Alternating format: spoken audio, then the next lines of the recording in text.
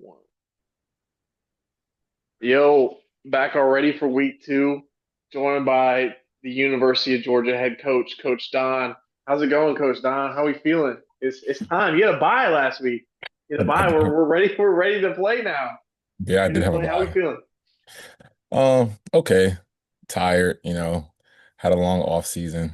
Hmm. Been practicing these first couple weeks hard and ready to get the job done. Thanks. I mean, we got some recruits already starting to kind of make our way around. We DMing some players, right? We getting active on the recruiting trail, huh? Oh yeah, hit it hard this summer. As soon as the recruiting deadline opened up, I knew exactly who I wanted, and I just went after him. I went after him and then went got him. Yes, sir. Yes, sir. All right, so let's go ahead and recap all these games that we have for week one. I mean, we're not going to get the Arkansas and I think it was FCS Southeast. I'm going to assume that Arkansas took care of business, so we're just not going to go over that. Our game of the week last year, or excuse me, last week was Texas Ohio State.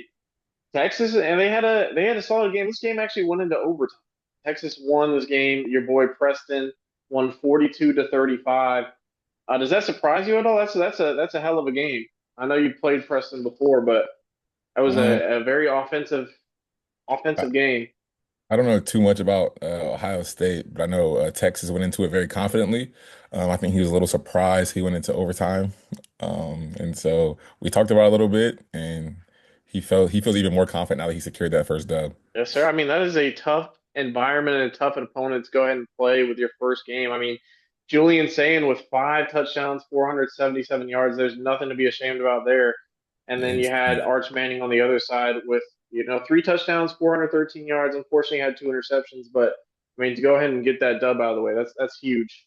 The schedule is tough in the SEC, but to get that first dub for Texas is going to be huge. That line was a -1, so Texas covered that. Next up, we had Kansas, East Carolina at Kansas.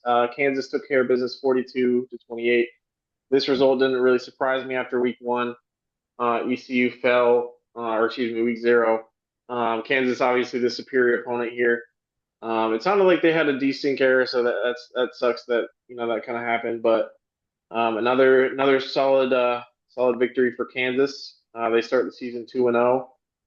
But what are your thoughts here? I mean, there's not really ECU is just kind of struggling out the gate, and that's a hard two opponents to go to, ECU. But it kind of sucks starting off 0-2, huh? yeah, I kind of expected it. I mean, we've all been in that situation before. That they just have to hop on the train and fight back. Yeah, And look forward 100%. to the rest of it. Gotta have short-term memory loss. You just got to go on to the next opponent. It's the only thing you can Uh, do. yeah, Miami of Ohio at Wisconsin. Not too much to discuss here. They win 56 to 10. It was a good win for David over there, who had Texas last year. Put up 578 yards of offense. That was a good result for him. And took care of business. 5 touchdowns with Mr. Billy Edwards. Never even heard of him before, but he's a solid result for him. Nebraska Liberty. This game just happened.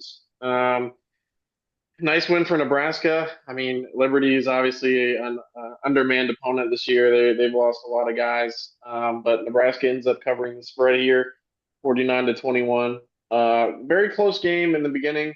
Liberty answered back, but Nebraska at the end of the day was better than Liberty. That's what you needed.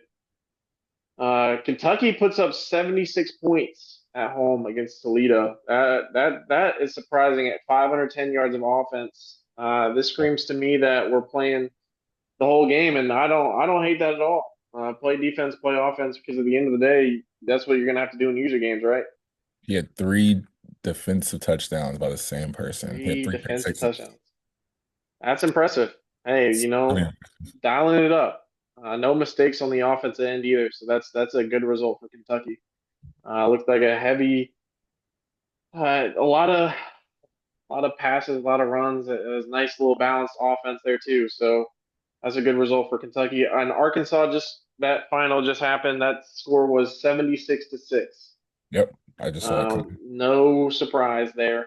And then we had another result of Michigan starting off the season strong, 35 to 0 against an undermanned Ohio, completely shutting them out. Hmm. 370 yards offense, 32 rushes for 235 yards. Michigan is establishing that ground game with Bryce Underwood at the helm. Heavy on the ground. And he only had 135 yards passing. He's doing what he needs to do over at Michigan. That's the Michigan brand. Sounds like it sounds like to beat Michigan, stack the box. Do Stack the whatever. box. Hey, you heard it here first. Stack the box. They're calling his shots and stack the box. Yeah. So now that these results, any result surprise you? Any result kind of is it kind of what you expected? These heavy hitters are taking care of business against the American and the G6 conferences so far. Um, Also, one more result. Penn State did win 24 to 10 at Arizona State. There's no stats for this game. This game ended in a desync in the fourth quarter, so I can't look at what happened, but I assume it was relatively a defensive ball game if we're talking about 24 to 10. So, but I mean, speaking of Penn State, Arizona State, I mean, this game of the week for week two, I have Georgia at Penn State. That's it's first game of the season. You haven't used this Georgia squad yet. I mean, traveling into Happy Valley. How are you feeling about this so far? Like, what's kind of going through your head? I feel good. I feel like I prepared the team well. It's going to be a tough task to go into Happy Valley and win that battle, but we're looking forward to it. We gotta uh, we need to settle the crowd early, so that way we can establish the plays that we want to run and hop on a good start up early. For sure. And this game might already be over by the time this gets uploaded, just because of the time it takes, and we're hoping to get that game underway soon. But I think you know, since you're here, I wish you good luck. I think that's going to be a very tough environment, especially for your first game to play. But I think it's going to be a great game, honestly. I really do. But I kind of want to get your picks here for the rest of the slate here. We have another very big heavy hitting matchup. In this game, honestly, if the rankings weren't 4-2, I'd attach my game of the week tag to this one, which is Michigan at Texas. We've seen Michigan just establish that ground game, and he's going up against somebody that just put up a lot of yards and won against a great opponent in Ohio State. This is going to be a good one here in Michigan at Texas. How are you feeling about that? Um, First and foremost, going into Texas is no easy task for anybody. And on top of only having 135 passing yards last game or whatever it was, you're gonna have to pass the ball to beat Texas. Texas is a very, very offensive heavy team. They love to pass the ball, and Michigan's gonna have to do the same in order to stay in that game.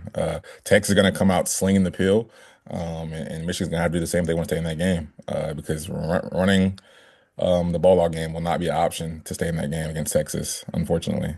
I've played against Texas multiple times, played against them in the past, played against them this year.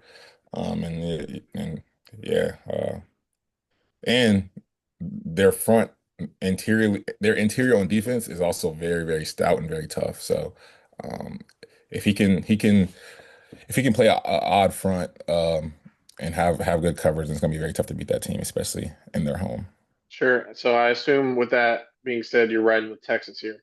Yeah, I'm gonna go Texas. I'm gonna go Texas week Going two. with the stadium pulse. I mean, they're the number one team in the country so far. So I mean, It's gonna be tough. until number one gets dropped off, you got to ride with the number one team in the country. I'm gonna go with my boy at Michigan. I'll Okay. fade you on this one.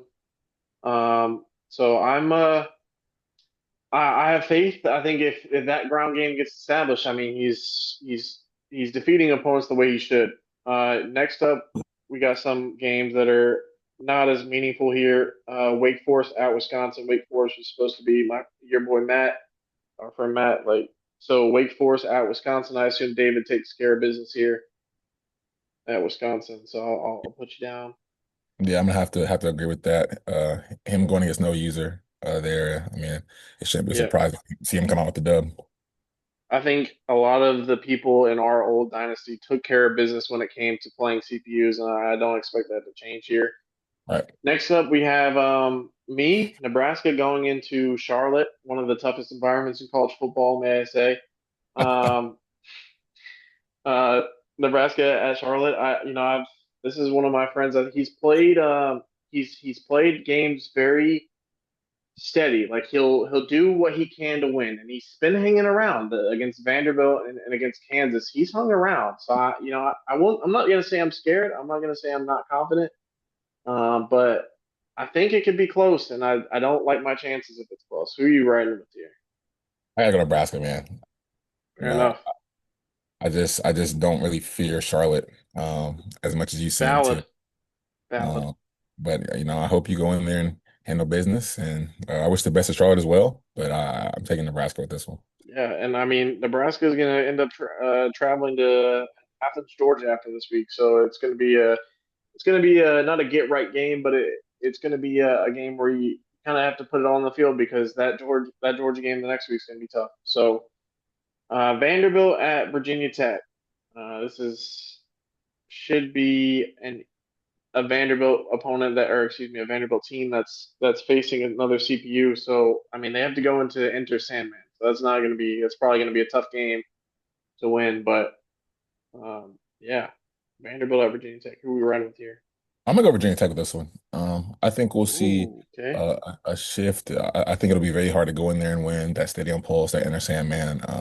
I think that they won't get settled until it's too late, and I think that by the time they get settled, the clock will be hitting doubles, clock will be hitting zeros. So I mean, shoot, like we have played this game already a lot since the game came out, and we know how hard it is to go into an environment like that with the stadium pulse the way it is, and like especially since you're getting used to the game, you're Vanderbilt, you're not fucking Georgia, you're not Alabama, like that. That's a tough game. So whatever score, that is a tough, tough game. Next up, we have Arizona State at Kentucky. Arizona State was Miami last year, very offensive heavy, very not as much on the defense end. And then you have Kentucky, who just put up a lot of points and did well on defense. So I assume a solid player. So honestly, to me, this looks like a 50-50 on paper. Who are you leaning towards here? um, I don't remember Miami too much from last year, Sure. but I think um, Kentucky Kentucky hasn't played a user yet, right? I don't think so. I think Kentucky's gonna get shocked. I think No, Kentucky. that's a lie. They played Ohio and beat them 41-21 week zero. Yeah. So I'm gonna have to go Arizona State. I'm putting Arizona State on top. I'm putting Kentucky underdog. I think they're gonna get shocked. I think that offense will that 76-point offense will be limited. Um, I don't see them doing that to Arizona State, but I could be wrong. But I wish both of them the best of luck. Awesome. I think I'm going to take the opportunity to fade you there just because I feel like it's a true 50-50. I feel like if you know, I feel like it really could come down to the wire, come down, and I think both sides. Obviously, that's a tough game to pick. Last but not least on the schedule, we have Arkansas at ECU. Arkansas Noah, who just came off the pretty big victory against FCS Southeast, has his first user game at East Carolina. East Carolina is now 0-2 with losses to, I believe, not Charlotte. They've lost to Kansas and they've also lost to Michigan. So two very Power Five schools. Now they get a lesser one in Arkansas, and this they get to host the game. So it's a tough one. ECU's hung in there. They've had two relatively. The first game against Michigan wasn't that close, but the second game against Kansas was close. Um, Arkansas, he's used to that Penn State offense. This one's not going to be as fun, not going to be as good. How are we feeling here?